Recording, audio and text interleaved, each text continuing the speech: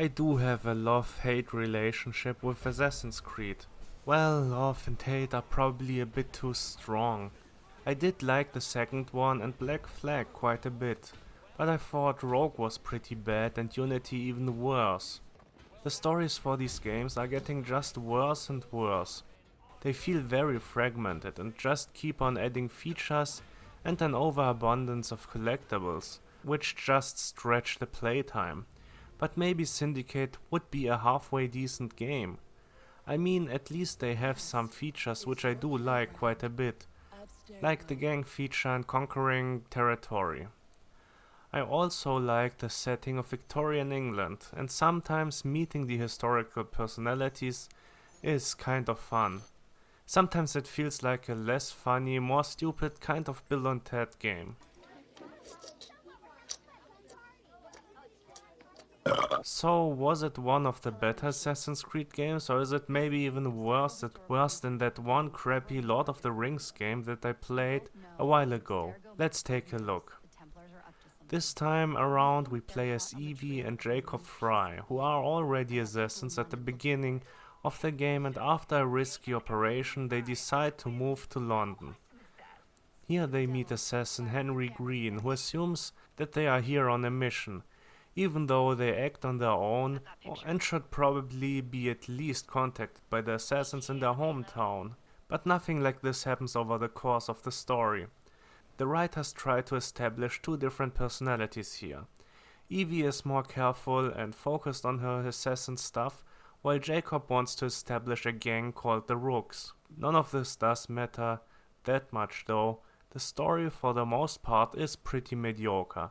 And even while the characters have different goals in the gameplay, you can also conquer the territories with both of them, which Evie at first laughs at. The gang seemingly simply establishes itself on its own once they arrive and have the idea for a gang, and then we expand the gang by completing conquer quests. The story does get worse though when we progress through it, and the end is pretty bad, but it's not the worst.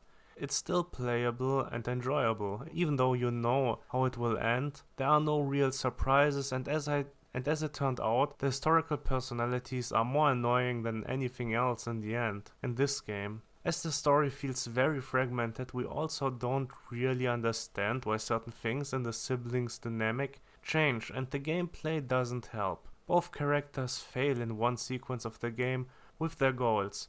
Evie letting her nemesis escape and Jacob almost causing an economic crisis. They suddenly hate each other so much that they don't want to even work with each other anymore. In theory, this would have been justified causes to not like each other. It does occur so suddenly though, that it just feels odd. I can just say that I personally didn't like the story that much, especially the ending, and eventually the historical figures. We also of course meet the royalty in a special stupid scene and a short plotline, which occurs after the main game is over. Fortunately, she didn't seem bothered by me killing hundreds of her guards only weeks before. We also meet Winston Churchill, another personality which I personally don't like that much, in a truly unnecessary sequence, which takes place during the First World War. In that sequence we also see the goddess from the first civilization, which just says that she will come back at some point over and over again. I have to say I really hate that plotline and the present day plotline with the two assassins, which was also completely unnecessary. We don't need 3 or 4 plotlines which range from below average to terrible and unnecessary. Just have one plotline which is decent and the players would be fine with it. But I guess we will stick to the structure and story forever. With a not so strong story, let's go over to what interested me more: the actual gameplay. To be honest, at first I was surprised. As soon as the conquest missions start, I did quite enjoy this. Conquering something is always cool. And once I had conquered the first borough, I wanted to conquer everything until I can finally say, England is my city. The conquest missions are not that varied though.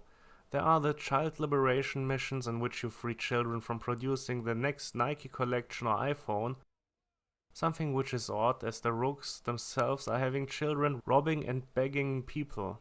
There are gang hideouts which force the player to kill all the Templars, which are here a band called Blighters. There are also assassinations and the most common mission, the bounty hunter missions, which require to abduct the Templar and bring him to Scotland Yard. These missions are really annoying, as you have to get to the subject and then bring him somewhere while being chased. While conquering, eventually the leader of the borough will appear at some point and challenge you. You can then try to kill him or her so that you don't face him or her in the final gang war mission of the borough. There's nothing special during these fights, and to be honest, I would have liked to have either a boss battle or maybe even some kind of duel like in Barry Lyndon. But instead it is all just very simple fighting which doesn't even work that well. It's the usual fare, only without the back then usual counter kill. You have a variety of weapons, even though I have to say each one seems to kill as good as the previous one, and beat on the enemy until he or she is almost dead, then you can perform a finisher. There's a normal attack, a stun attack which breaks blocks and evade, and using some additional weapons like firearms, throwing knives or various bombs. There is some simple stealth mechanics as well, ranged weapons and throwables can be freely aimed too. We get all the AC tropes in regard to gameplay. We have a drug mission, we have tailing missions, we have secondary objectives, some of which rather stupid, or fail in like the last second because the character didn't jump to the right spot. We also get a dart which drives enemies crazy and makes them attack each other. Again.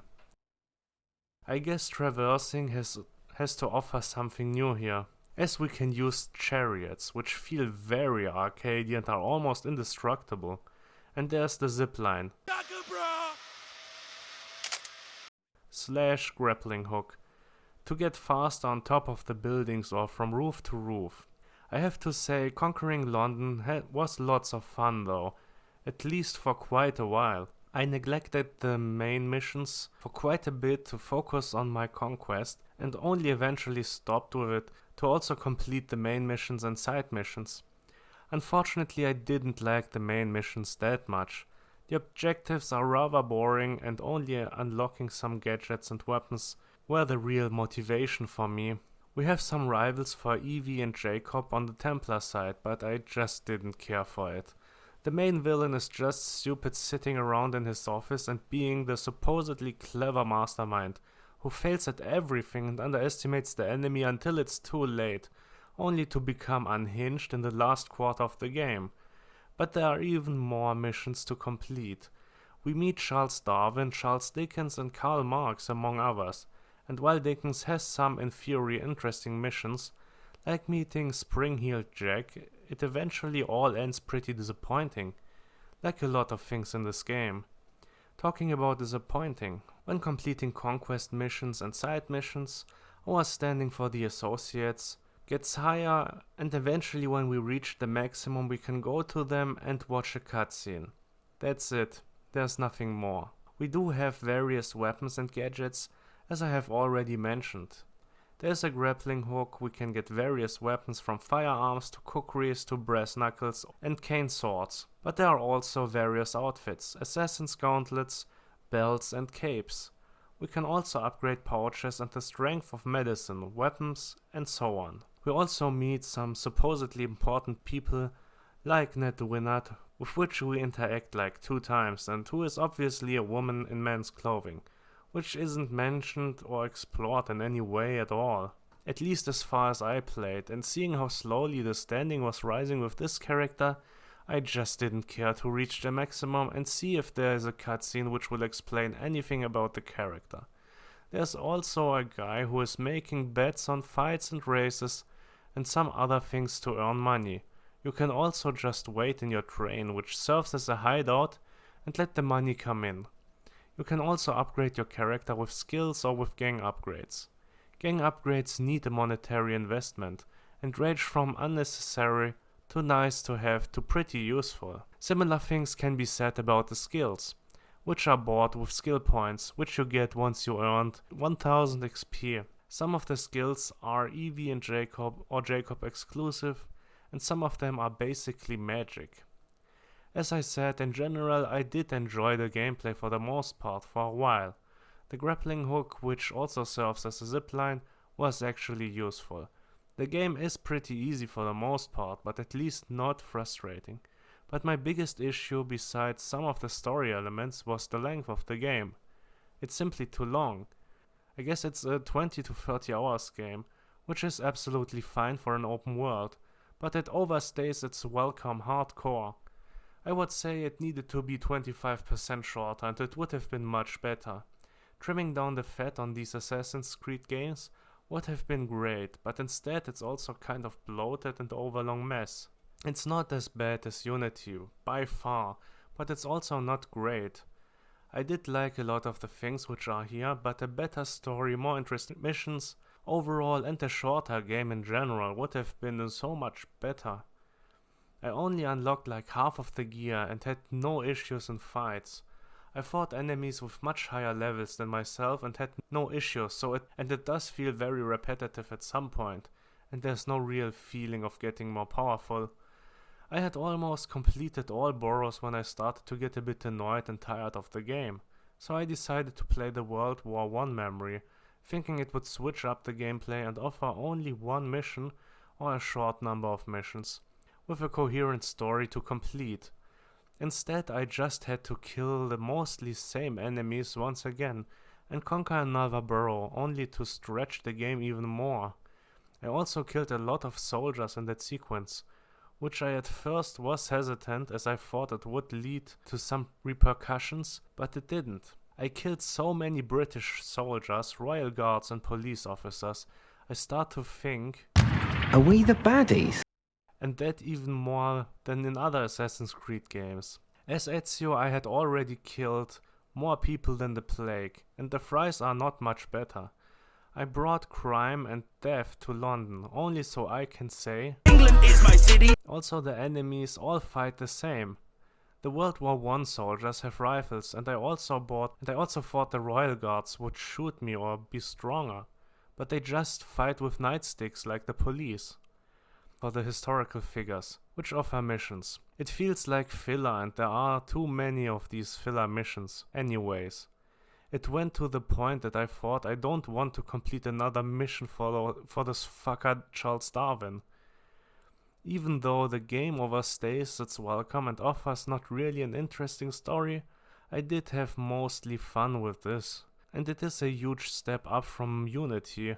It's fine if you want to check out an easy open world game, which you play from time to time, but it's nothing great. And I don't think I need any of the DLCs or will play any of the mainline Assassin's Creed games next. With that said, I will give Assassin's Creed Syndicate a 7 out of 10. The conquests are fun, the gameplay can be fun, but it's too long and the story is just not that good.